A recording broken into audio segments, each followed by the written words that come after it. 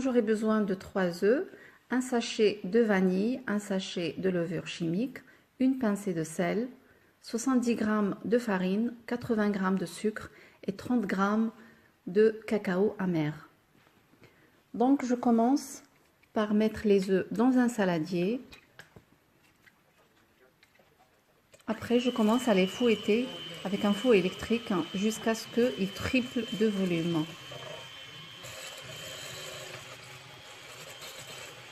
Donc, je vais les blanchir. Voilà, après j'ajoute le sucre et je continue à battre. Je mets également le sucre vanillé. On peut mettre la vanille liquide.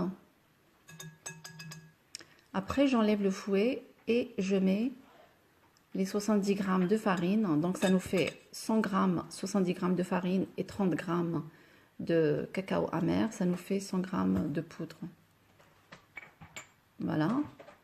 Donc, je mélange avec la spatule délicatement. Mon four, je l'ai mis à chauffer à 180 degrés.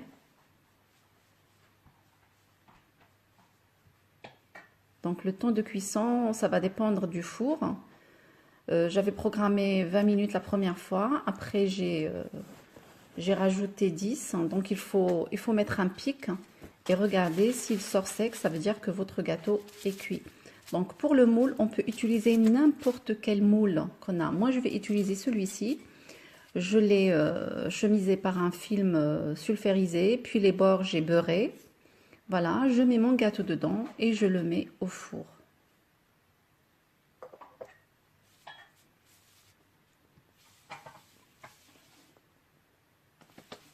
Voilà, ça va être un gâteau vraiment très très léger. Donc au four, il gonfle automatiquement, mais après, une fois qu'il est cuit, je ne le sors pas tout de suite. J'éteins le four, je mets quelque chose pour laisser un petit peu la porte du four entrouverte. Comme ça, pour éviter le choc chaud et froid. Donc après, j'aurai besoin d'un verre de lait, une cuillère de cacao amer, et là, je viens d'ajouter une cuillère de Nesquik. C'est de la poudre un peu sucrée. Voilà, c'est pour éviter de rajouter du sucre dans mon gâteau. Le lait, il est un peu tiède, donc j'ajoute les 2 poudres dedans et je mélange.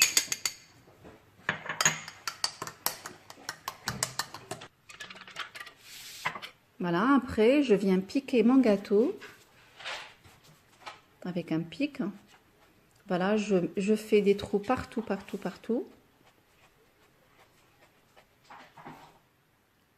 Après, j'arrose le gâteau avec le cacao, l'eau, le lait et le cacao.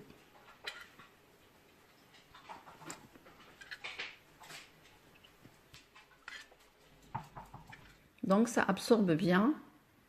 Voilà, pour la suite, j'aurai besoin de 150 g de chocolat au lait et de 400 g de crème fouettée, donc que je fais monter en chantilly. Donc là, à ce stade-là, j'ajoute pas le sucre parce que j'estime que le chocolat est assez sucré. Donc je fais fondre le chocolat au bain-marie à côté. Voilà, je le transvase dans un saladier plus grand pour que je puisse mélanger à l'aise. Voilà, la crème chantilly est montée et je viens la mélanger avec le chocolat. Franchement, à ce stade, ce n'est pas la peine d'ajouter le sucre parce que dans les autres recettes, là, ils rajoutent au moins 80 g de sucre avec la chantilly.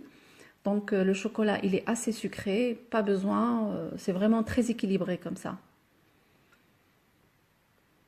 Même pour le lait avec lequel j'ai arrosé le gâteau, ils ajoutent au moins 30 g de sucre. Donc, franchement, ce n'est pas la peine. Voilà, je mélange gentiment la mousse. C'est une mousse très très légère et très très bonne à la fois. Après, je viens la disposer sur mon gâteau avec une poche.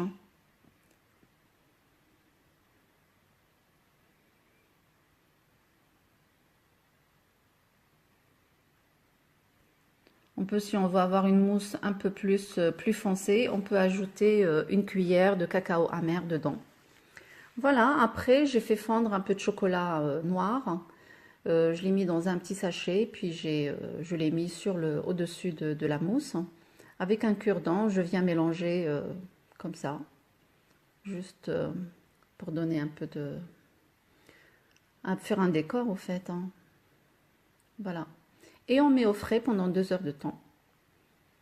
Voilà, après je sors le gâteau, je l'enlève du moule.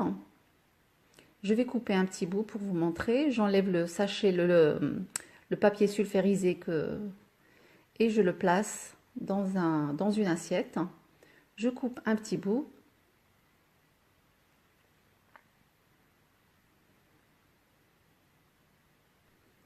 Moi, je trouve que c'est un gâteau vraiment très très léger. Pas trop chargé, pas trop sucré, juste ce qu'il faut. Très très bon.